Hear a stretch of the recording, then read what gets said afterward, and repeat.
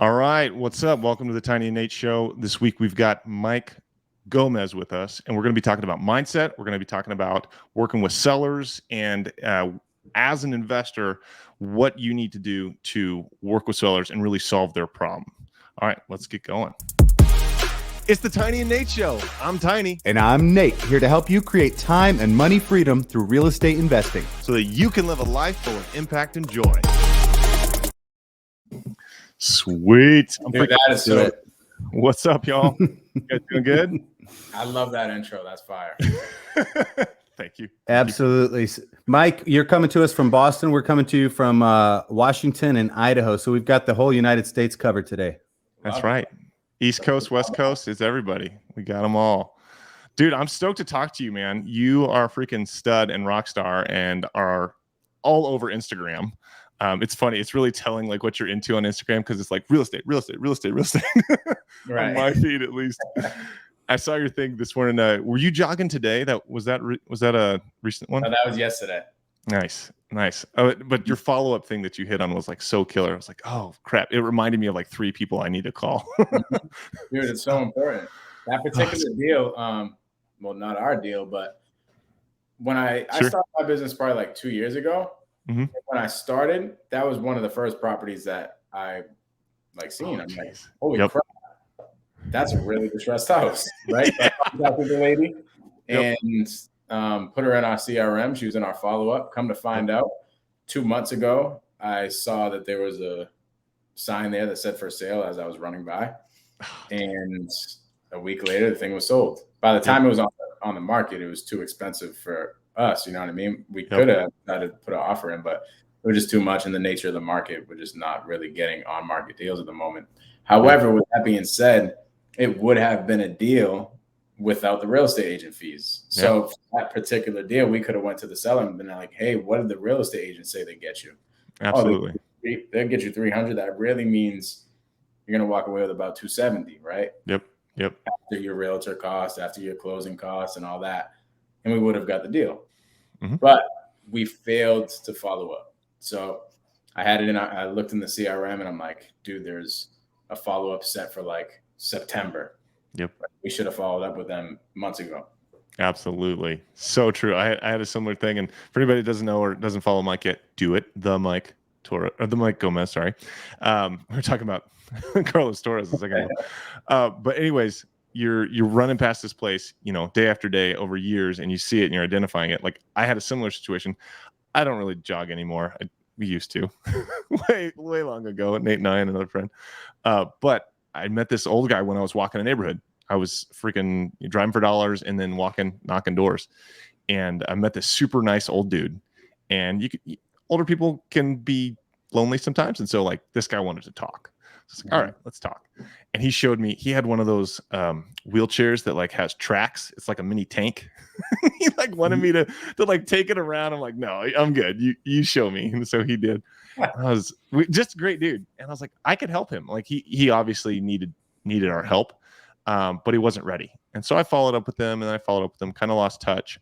I moved and then I was back. I drove back there when I came for a meetup, Nate, and he had passed away. And like some other wholesaler had gotten in and bought it from, I think, his son, which was a real estate agent. But it was just like, oh man, my follow-up was not consistent enough. It wasn't timed right. You can't get them all, but that's a painful feeling when it's like, oh shoot, that should have been me. Here's why, Tiny. For me, it's not even about the deal. Like, damn, I missed out on money. It's about like, damn, I missed out the opportunity to go help somebody. Absolutely. And I don't know about you, but like I hear so many people who deal with a sketchy person and like lose their shirt. I was looking at a piece of land in Spokane, and she was telling me, I was like, hey, tell me about this. Turns out her 79-year-old parents got their house bought by an investor. It was supposed to be 150, but it was actually 89 at the end of the day, and like lost their shirt, and it was just like, oh dude, that sucks. So it was, they were upside down in that property. But anyways, Tiny, I want to know about Yeah, I want to know something about Mike. So I'm looking at this man, and I'm thinking about how you get to the point that you desperately want to help people, and then it bums you out so bad when you miss out on that opportunity. So I want to know two things, Mike. One, what were you like as a kid? And two, what have you had to overcome to get into real estate investing? Nice. Great question, bro. What I was like as a kid, I was, to be honest, bro, I was sort of an angry kid. I didn't grow up in the best household as far as structure wise. There was some crazy shit that went on in my house. Now we can go into that at a later time or later on in the podcast. But to answer the question, yeah, I was just sort of an angry kid. I also had a lot of things built up where I would have to sort of portray some type of persona, right? Like I'm Mr. Tough Guy or something like that. When realistically, I was just masking some BS that I had to go back later and dig up and figure out what the heck was going on, right? So that's kind of who I was as a kid. And then growing up, it probably took to about 23 years old until I stopped being an absolute knucklehead, because I was sort of a knucklehead, just doing dumb things, right? Finally, I get to about 23 and I start taking my life serious. I'm like, whoa, life doesn't have to stink. I can go make a lot of money. I can go, live the life that I want to live. Yeah. And I realized that probably around like 23 years old. Nice. And at 23 years old, I just relentlessly worked. Like I'm just like any and every day, any hour I'm working. I didn't have a girlfriend at the time. I stopped talking to all my friends that I had. Literally, you can ask friends that I had from the past, and they'll be like, bro, when Mike went in that mode, I didn't see him for a year. Wow. And I just put my head down and grinded. And I was doing a bunch of different things. I was cutting hair. I was working for this, well, not really working, but I was kind of helping out some dude at a chiropractic office, marketing for him. And then I was also doing things on the side, like flipping freaking the Gary V thing that like he does. Like I was going to garage sales, flipping stuff. I was just crazy. Yeah. Yep. Yeah. And I didn't stop, bro, for a whole year straight. And I finally got my head above water and I could breathe, because before that, the reason why I got to that point where I was like, shit, something needs to change. There was a day I remember I woke up and I'm like, yo, I legit have $1 in my bank account. I didn't. And at this point, I legit had, with that dollar, I had $50 left on a credit card. Oh, wow. I didn't know how I was going to eat for the rest of the week, because I didn't get paid until the end of the week. Right. So I was scringing on that $50 that I had in my credit card. And I didn't have anybody to go to that could be like, hey, can I borrow whatever? At that point, think about it. I stopped talking to a lot of people. I didn't really have any help from my family. So I'm like, okay, what do I do here? Let me go get to work. And that's when I turned it up and I was just hustling. At that point, I did know about real estate. But I had to hustle. I just had to hustle like crazy until I finally got to the point where I was like, yeah, I can try this real estate thing. And then once I got to the point where I was cutting hair for a while and it stopped being the thing that I wanted to do, I just didn't want to stand there. I still like cutting hair. I don't cut hair anymore, but like I was telling my barber the other day, I was like, dude, I kind of miss it. But I got to the point where I was just like, dude, I can't stand here for 10 hours a day cutting somebody's hair, right? Like I got to go do something else. So I left the barbershop that was super intense that I was at. I went to one that wasn't so intense, where I could rent a chair and I had some free time, and essentially interned for a fix and flipper. And I kind of just, I went to him like, bro, how do I help you? Can I work for you for free? Like, can I do some demo for you? Like, what can I do? Teach me the game. He kind of taught me the numbers and he taught me about construction and all that. How'd you find that guy? He kept learning. How'd you find that guy? Yeah, that guy was actually my father. He's a plasterer and drywall. Oh, nice. And that guy actually hires my pops for a lot of little side gigs. Now, what ended up happening is I reached out to my father one day and I was like, all right, it's time to get in this real estate thing. Let me hit up Bill. That's when I hit up Bill and he kind of he just showed me the game as far as fix and flip and analyzing a deal. He would come to some of my appointments. I would go to some of his, and it was a cool relationship. I appreciate a lot that he did. Dude, that's awesome. I love the attitude there. Like, first of all, not, and I think it's so rare. I mean, that's why you're obviously very different than a lot of folks in an amazing way. You weren't like, crap, I have nothing left. Help, government. What do I do now? Like, you were like, it's time to get to work. I just love that attitude. I love that you were like, all right, this sucks. I'm gonna work my way out of this. And it's not like you jumped into being a real estate investor. It's like, no, that came more than a year later, right? Like, you didn't even start getting your education then. You went and said, what can I do right now? And you hustled. You went to garage sales. You started cutting hair. You did other things that were like, right now I can get into. Got yourself stable, and then started the education process. I love that. I love that. I like that you didn't expect, like, I should be making $1 million tomorrow. It's like, I was like, what the heck do I got to do? I need $1 million. Yeah. Here's the thing, bro. It was great. I needed it. However, what ended up happening was I started just working. And I was only making money when I was working. Granted, I was working like 14-hour days, and I still do, but the mentality wasn't there yet as a business owner. Yep. Right? I was just a hustler. At the end of the day, I'm always going to be a hustler. I love hustling. It's fun. Like, if I was just hanging out and never had to worry about building a business or anything ever again, I would still be doing some sort of hustle. Sure. You know what I mean? Yeah. What about up here? What about here, Mike? Like, in your brain, as you're making that transition from hustling to business owner, what are some of the things that your brain had to overcome in terms of mindset? They still are. That's the crazy thing. When it comes to mindset, oh yeah, I believe it. Literally, I think it will be till the day I die. Yeah. It'll just be mindset things that I keep overcoming. I literally just got over one recently. And in order to get to the point where I was like, okay, I don't have to do everything on my own. I don't have to hustle like crazy just myself to make everything happen. It actually was at the mastermind that I went with you guys. Yeah. Mastermind, because before that, I was doing about a deal every 6 weeks, and I was doing everything. I had 3 virtual assistants of my own at the time. I was running the systems. I was closing. I was doing follow-up. I was doing dispo. I was doing legit everything with 3 virtual assistants.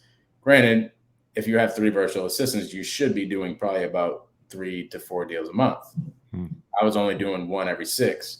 And it was because I was doing everything else. I was wearing too many of these. Right?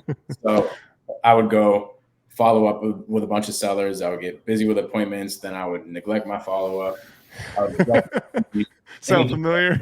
Right. Oh, yeah. So what ended up happening was I got back from the mastermind and I found a business partner. And he is the freaking man. He's my integrator. He's the guy who runs everything all behind the scenes, and he helps me out a ton. What ended up happening was I didn't really even put it out like to any groups or anything like that. It ended up just coming to me. Andrew gets in the mentorship, I think around January or something, and Suzanne in our group up here in the New England group, she is like the mother up here. So she talks to everybody that gets onboarded. That's awesome. She's amazing. So Andrew comes on, they have a conversation, and she's like, yeah, Andrew, you have to go talk with Mike. I get a random text one day. Hey, bro, this is Andrew. Let's go out to coffee. I'm like, okay, cool. Within the first 5 minutes, I'm like, oh, this guy's a freaking analytical genius. I need him. Right? Like, something the universe just answered my prayers, right? Yeah. So he finally came into my life, and it wasn't until then I knew I needed it, Nate.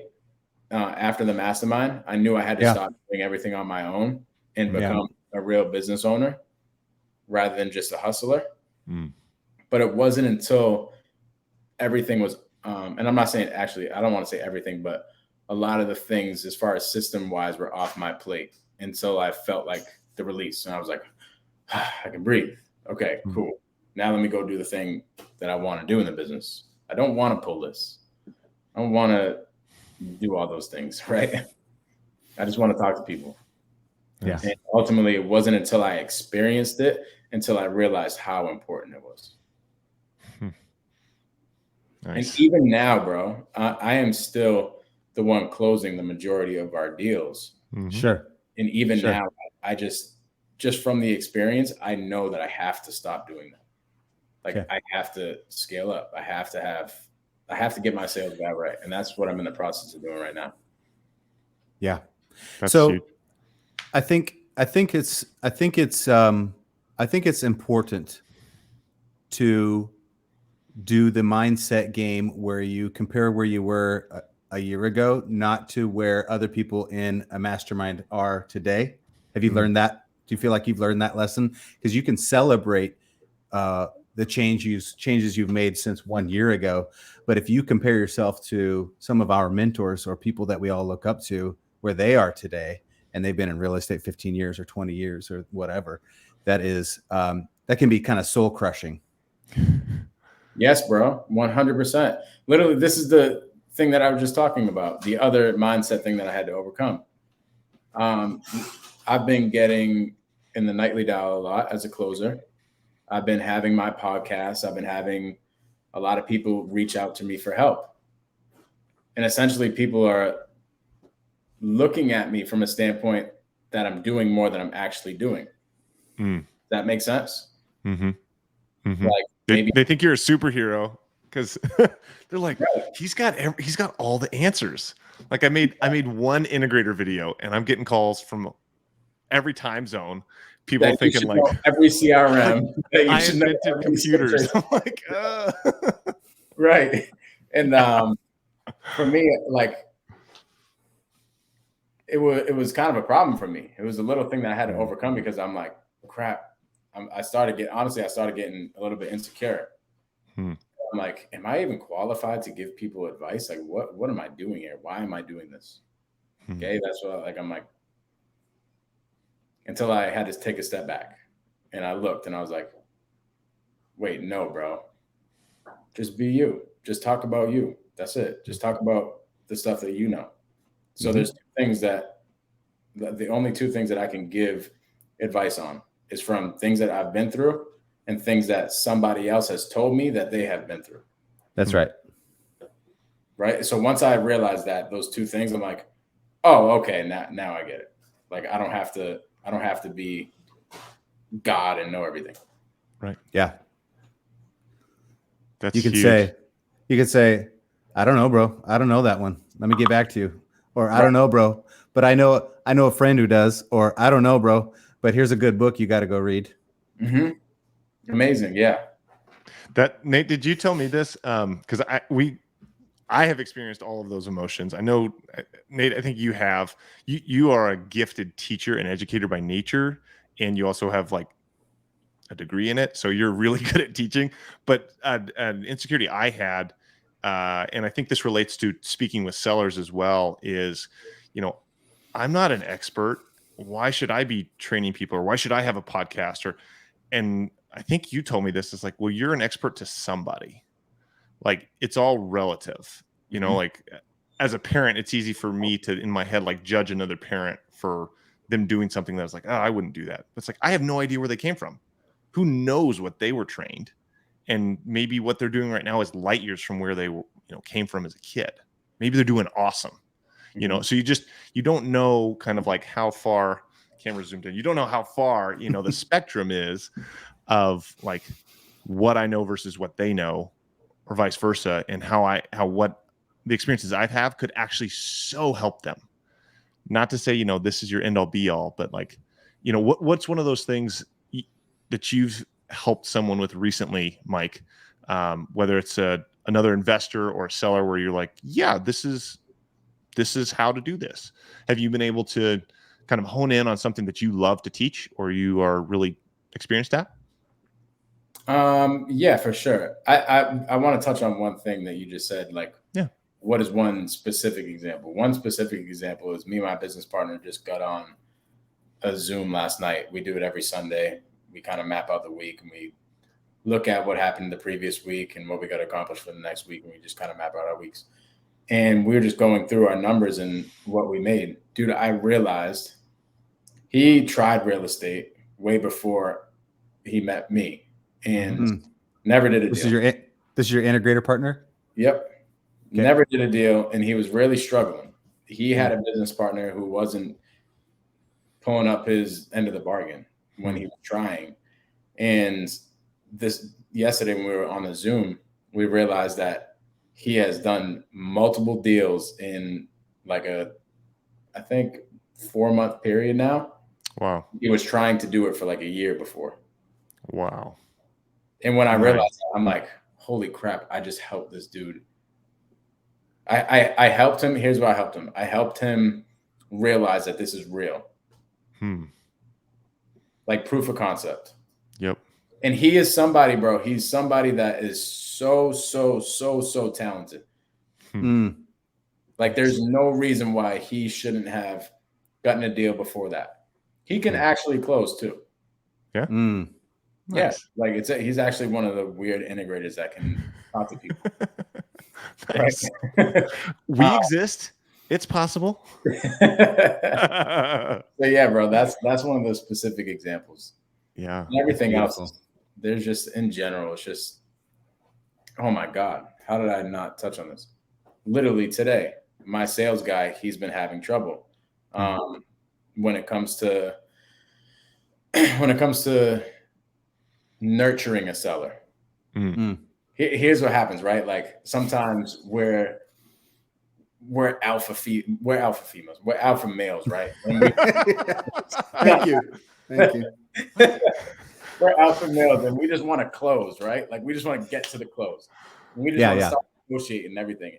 And that's one thing that he was having trouble with was before you do that, bro, you got to nurture. You got to be like a mom a little bit, right? You got to nurture the baby. You got to nurture the seller. You got to. Yep. I think I saw your post on that. You can't just go from like, what's in it for us? Or like, what do you need? I think I saw something about you talking about that. That's awesome. So you identified that. So, bro, you're just like crushing this person. You got to be a little more soft. Okay, cool. Right. And it was, there was a specific call that we were going over, and he just kind of neglected what was going on in the beginning of the call. And he went straight to, okay, well, just to tell you a little bit about what we do, we buy houses at a discount, right? Yeah. Seller goes, okay, well, I guess I got to do the work myself. And pretty much the call ends. And I'm like, oh, this is exactly what was going on. Yep. He just wants to close deals. Like, I get it, bro. But we gotta be nurturers. So what are some of the practical tools you're giving him to engage that? Because it's one thing to say you got to nurture it, but is there some tactical tools you're giving him to practice that? There's one thing that happened today that I didn't give him, but I took away. He's like, bro, I don't know. I was just running the comps and I realized that it's probably not a good deal. I said, bro, stop running the comps. Stop running the comps while you're on the call. Right. Absolutely. Because that's the problem. Yeah. Can't listen. Be engaged and actively listen to the conversation. Yep. Because when that seller was like, my mom just died and I had to put down my dog, he was like, what's the Zillow price on that? What's Vincent prop stream? Like, okay, yeah, so we buy stuff at discount. Exactly, right? Bro. You're like, oh no. Literally, exactly. That's a real story from us, not from one of us, but like from someone we worked with. And I was like, mom just died. Like, you need to address that. Yes, bro. Yes. That actually, I don't know if you guys heard, but there's like a closers competition within the Nightly Dow, right? Oh. In the past like week or two. And I had my time slot come up. You only have 6 minutes to do your call. And I was so caught up on the 6 minutes. I was like, okay, there's 6 minutes. I have to accomplish this, that, and the other. And I neglected, I think it was somebody, the lady's husband passed or something. And I kind of addressed it a little bit, but not as much as I should have. And it messed up my whole entire score. Now on a regular call, obviously I'm gonna be super compassionate about that and like truly understand the situation, right? But I only had 6 minutes. But that's not an excuse. Mm. Because at the end of the day, I could have got the information that I needed out of that specific call if I was sympathetic. How would you go back and change it? What would you say? So on that particular call, it was a role play, but the seller was like, "Yeah, I mean, my husband just passed, and I just don't know really what to do." Now, instead of just saying, "Gosh, I can't imagine what you're feeling like," I said that and then went on to the next thing when I should have addressed it a little bit more. I can't imagine how you feeling. Like, how are you holding up? Mm-hmm. And then after that, related to it. Hey, I was just going through the same thing, or I know somebody that was just going through the same thing. Yep. So now they feel it. Now you can put steps across the water to make a bridge to go from the pain they're in to the happy place they want to get to. Go, Right. hey, here's how we've helped people get from where you are to I think where you want to be. Mm-hmm. Here's their story. Does that sound like what you're going through? Yeah. Well, can I share with you what we did for them? Yeah, please. You know, it's like I'm dealing with a lady right now. I was just at her house this morning with an inspection. She lost her husband unexpectedly a year ago when she was in surgery. She didn't even get to say goodbye. You know, and it's like that. Those people are everywhere. Mm-hmm. The hurt and the pain and the compassion that we have to bring with us. Not just a passion for what we do, but the compassion for the people that we serve is immense. Like I joke that, you know, I don't know if you've ever said this to somebody, but when someone asks kind of what I do or if it's another investor, I'm like, well, we're kind of like trauma nurses for real estate. Right. Basically. I like that. You know, it's like, are you bleeding to death? Are you choking? Okay, you're choking. You hold on. Like, right. I'm gonna get to you. Just wait a second. You know what's good about that, Tiny? I just took my wife to the ER, and there's like two different types of ER nurses that I experienced. There's the ones that are super sweet but don't do shit for you, and then there's the ones that have just enough sweetness, but mostly they're about, you know, solving your pain or asking you the right question, and I think that's important. And yes, you know what I'm saying? It's not just it's not just, especially on a call, right? Most people will feel like you're selling them if you're over empathetic. But so that is a tricky balance, isn't it? To be able to say, gosh, that sounds hard. How are you holding up? That's probably about as much empathy as you need to put. I love that question, Mike, that you put back, because you put it back in them. You recognize this sounds terrible. How are you holding up? And you're giving them that space to kind of let you know. I just thought that question was great. Really well done. Yeah, bro. It's like you need balance, right? Could you imagine that nurse that was just chatting away and being empathetic while you're freaking bleeding? Right. Like, oh, I need some stitches, dog. Like telling you about an experience she had in a restaurant she just went to. Yeah, it was one time I got stitches before. It was awful. I'm like, yeah, thanks, lady. Freaking saw my damn leg. Give my wife some pain pills, please. Please, yes. Mike, I want to hear a couple more stories before we run out of time of maybe other people that you are really proud, sellers that you're proud of how you helped them and kind of what their story was and how you came alongside them and how you solved what was going on for them in the past couple of years. Can you think of anybody that sticks out, sellers that stick out that you've been able to help? For sure. My first deal. His name is Jim. And I go on an appointment with Jim. How'd you get the lead first? Cold call. Yeah. My team was cold calling. Yeah. So that's how the appointment got generated. And dude, at this point, when I went on the appointment, it was before I was in sub 2. So I didn't necessarily understand a sales structure. Right. I was just sort of a sales guy because I was a barber and I've always kind of been a salesperson. I just never was taught how to do sales. I got into sub 2 and then I realized it. So that appointment was before I got into sub 2. I didn't get the deal until after I was in sub 2. But before I went there, I realized this dude's situation was, okay, he had 2 parents that passed away like 10 years ago. He's lived in this property his whole entire life. He was, I want to say he was 69 years old, but dude, he looked like he was probably maybe 95. Wow. And the house just was full of smoke. Like you could tell that all he was doing was smoking cigarettes all day. The only family that he had was a sister down in Florida. Wow. And there was nothing else that he couldn't do. He couldn't go with a real estate agent. He had to go with somebody that was just going to close on it. And essentially I went on that appointment and he needed money for the rest of his life. He was like, listen, these funds are going to me to fund the rest of my life. Like I need to make sure I get the max amount. I was like, okay, I'm going to make sure that happens. Even told him, I'm not going to be your buyer here. I'm going to find you a buyer, but I'm going to make sure that we get the max amount for you because I know it's important. Now, he said, the only thing I need to do is go get approved for assisted living. I'm waiting for that assisted living place to call me back so I can go in. Essentially, 6 months later, I get a call. Hey, Mike, I just got approved. Like, can we move on this thing? For sure. Let me come back out to the property and see what's going on.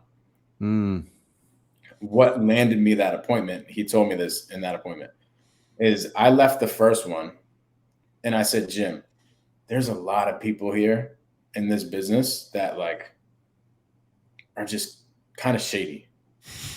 I'm not even gonna say kind of, really shady. Super shady.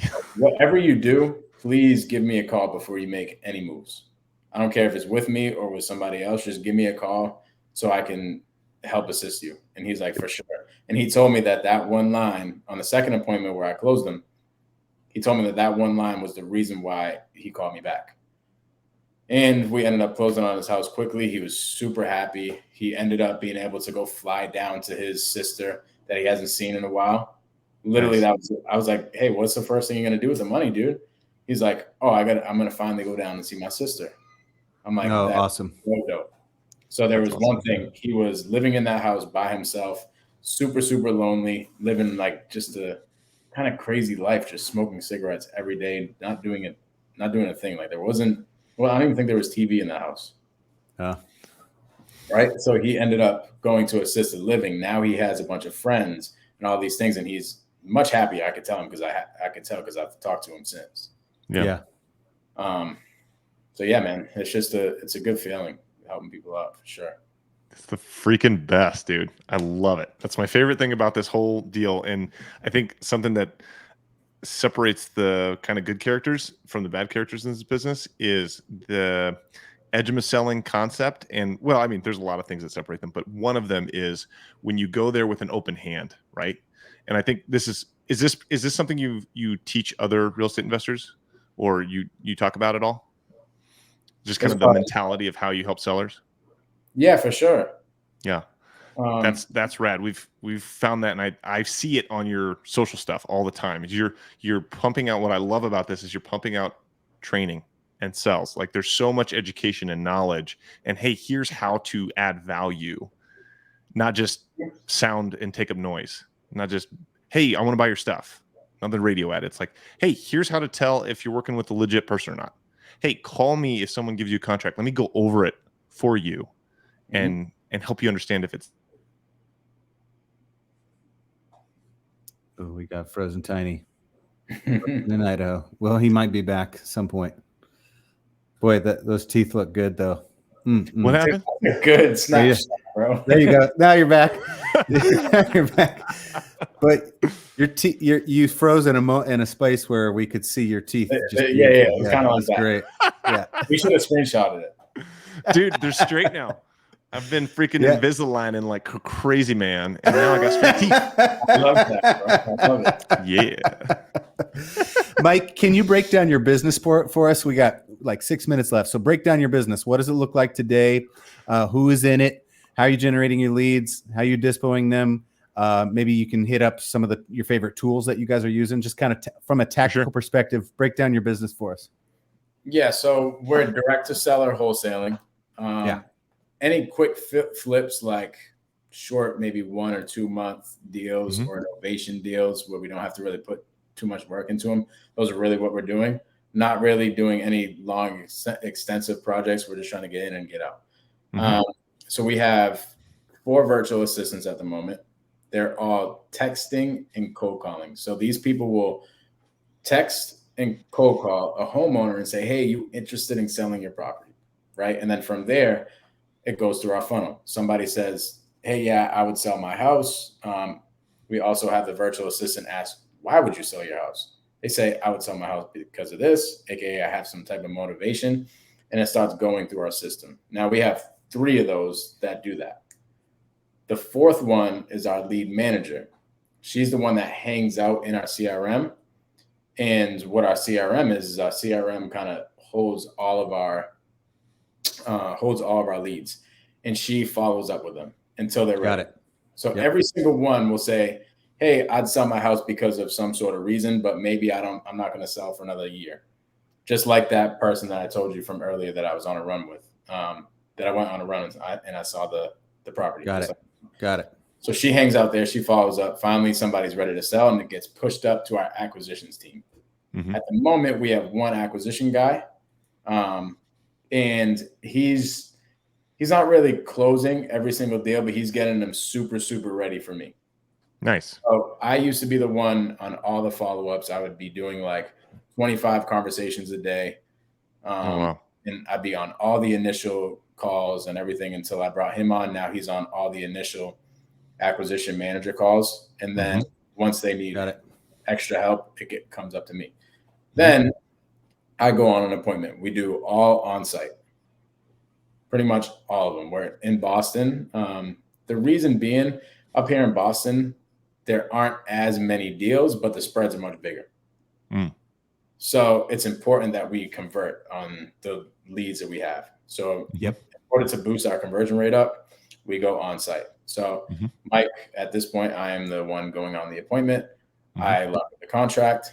Immediately, I tell the seller once it's signed, hey, you're probably not going to hear from me ever again. Beth on our team is going to take everything from here on out. And who Beth is actually, she's not even on our team internally. She's a dispo wholesaler, Beth and CJ, out in this Boston market. They do dispo. They are direct to seller too, but they have a really good dispo department. So we just let them handle everything else. They handle the dispo. They have showings at all their properties. They handle the transaction coordinating. They do everything. Wow. So literally, once I sign the contract, I send it over to them, and it's like a white glove service. And then all of a sudden, 30 days later, I get a check.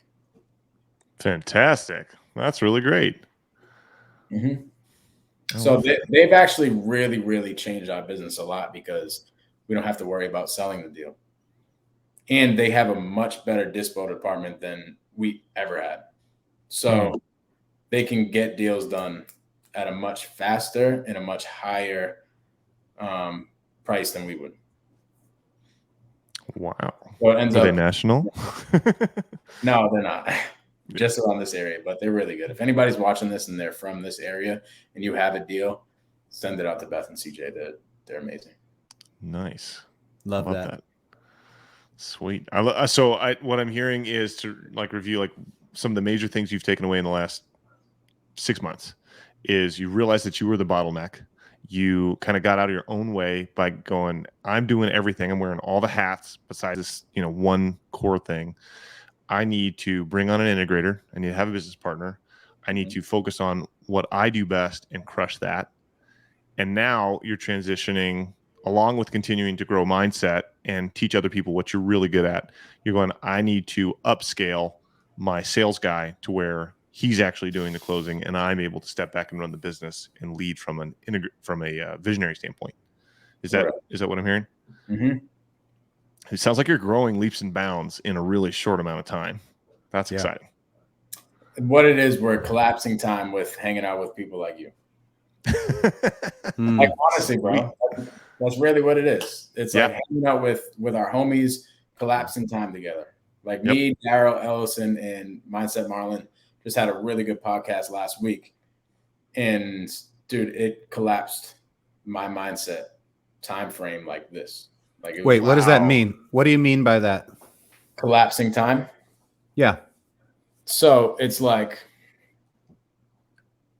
perfect example. When I said before, there's two ways that I would give advice. One way is from what I personally went through, Mm-hmm. right? And I would tell you this is how it happened with me. Here's where I think you should probably go because it happened to me this way. That's one way. The second way is from learning from somebody else from what they did, or maybe they learned it from somebody else that went through something, right? So for example, Pace, maybe Pace went through something with his acquisition manager, and I asked Pace some questions on, hey, how do I get my guy up to speed or something like that? And he's like, oh, bro, I've been here before.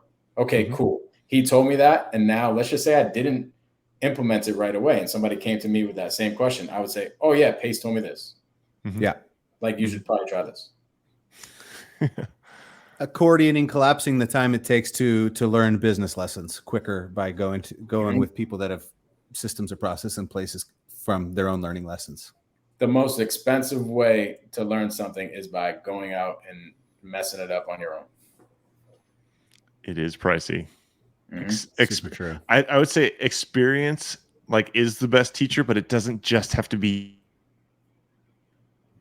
I know what he's going to say. He's frozen again, but he's going to say it doesn't have to be your experience. I love that.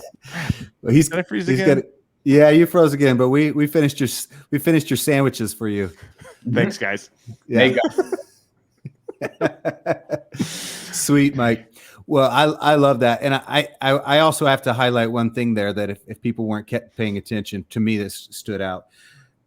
You basically partnered with somebody that's not even within your business to expand your dispo, expand the effectiveness of your dispositions. Is that accurate? That you guys don't have an LLC together or anything like that? Could I touch on it really quick? I know we got to run. Yeah. But this is how that relationship started. Yeah. I'm a big guy on let's collaborate. Let's not compete together. Yeah. I go on an appointment in the summertime with this lady, and I didn't get the deal. Not because she didn't like me or she didn't think that I was credible or anything like that. It's because my number was really too low. I offered her 170. I go see that property on Facebook maybe 6 months later for sale from a wholesaler for I think it was 220 or something like that. I contacted them like, what the heck? How did you get that deal done? So instead of Mike thinking, damn, they took my deal, crap. I'm like, no, let me go reach out to them. We can collaborate because that we could have done this deal together. And I have more of these types of deals in the pipeline. Right. I mean, that's how that relationship started. I reached out to them. I'm like, what are you guys doing? They're like, oh, well, we had buyers at this price. We already knew that going into the appointment. So we offered 190. I only offered 170. Right. No, I just know that. Like I told you guys before, I learned from a fix and flipper. So his numbers were significantly lower than I thought all the buyers would be at. They probably found a buy and hold buyer for that specific property. Right. There you go. And from there, we ended up pretty much just partnering up on all of our deals that we need dispo on. So you didn't call him angry. You just called him curious.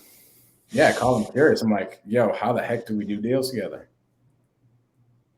That's a great way of looking at that. Because I think I probably would have looked at that as more closed. I try to be more like, hey, there's plenty, but that's something I'm going to take away is A, find a dispo partner that loves that and is great at that. And B, just if that happens to us, look at it differently and go like, man, how can we collaborate together? That's great. Good for you. That's something I'm taking away. I love it. Nice. Sweet. Dude, thanks for hanging out with us. This was super fun. I hope you had a good time. Hell yeah. Sweet. I appreciate you guys. Nice. Thanks, man. Nate, you got anything else? No, but I just want to make sure that people get in contact with Mike, at the Mike Gomes. Is that your Insta handle? Yes, sir. Is that the best place to reach out to you and follow you? Yeah, for sure. Shoot me a DM there if you need something. Awesome. Nice. Love it. You're truly a go-giver, and this episode represents it as well. Thank you so much. I just want to point one last thing out as we're parting, and if you want to say anything about this, that'd be great. Your dad was a drywaller. Is that correct? Growing up? Yes, Still sir. does? Yep. I deeply respect men that can work with their hands and produce things and services in the marketplace, and we need lots of them. There's also a deep a blue collar mindset that comes with a lot of that can prevent you from creating a business that runs as well or better without you. You've already spoke to this a little bit, but how do you relate now to your dad, or has anything changed with your relationship with your dad as you have been learning these lessons? Dude, it's like before when I was doing a deal every 6 weeks, that mentality, that's the mentality that my father has been stuck in. That he's still in. He still does everything. He still does a drywall himself. He's still doing everything. And maybe that's where I got it from. And I love my pops. He's a freaking man. But the thing I did different was collapse time with people that I was hanging out with. Right? I paid for the mentorships. I paid to go hang out with people like Nate and Tiny. You know what I'm saying? For sure. That's the difference. And then light bulbs go off in my head and I'm like, oh, wait, I don't have to do everything by myself. This is amazing. I would have never known that if I didn't get in the right rooms. Yeah. Absolutely. Yeah. Have you read the book Who Not How? We've talked about it on this before. Yeah, really I could tell you're implementing it like actively and seeing the rewards. Yeah, really good. It's good. Super awesome, guys. Nice. We'll have to do this another time in the future. Maybe we'll do it. I don't know. After you've got something crazy new that you've learned, let's have you back on and we'll go over that. Love it. Let's do it. That'd be fun. Well, thanks for joining us, man. We'll see you on the next one. Remember, hit the like, subscribe, do all those things if you like this. If not, don't do it. Whatever, it's cool. We'll see you on the next one, guys. Thanks for being here. Later.